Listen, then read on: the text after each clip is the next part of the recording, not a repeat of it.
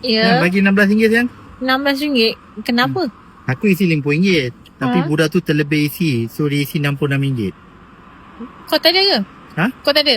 Tak ada. Aku dah bayar. Tapi kau bagilah aku. I pay kat you. Tapi kan sayang, bukan kita ada subsidi? Itu subsidi liter saja sayang. Dia akan bagi extra liter je. Tapi dia budak tu isi 60 tu. RM66 dia isi tu. Kesian nanti kan mereka tolak gaji kan. Kesian lah budak tu. Budak tu makan gaji sayang. So aku isi RM50. Tapi dia dah isi 66. Tadi dia kata bang sorry bang aku dah terlebih isi. Tak apalah bagi je lah. Dia cakap kita pakai minyak kan. Betul ke sayang? Betul lah. Aku tipu ke? Tipu aku dapat apa sayang? Macam pelik je. Bukan ke dia macam kalau kita isi tu kita dapat lebih? Tak. Tu subsidi je. Bukan. Oh, tu dia bagi liter je. baiklah.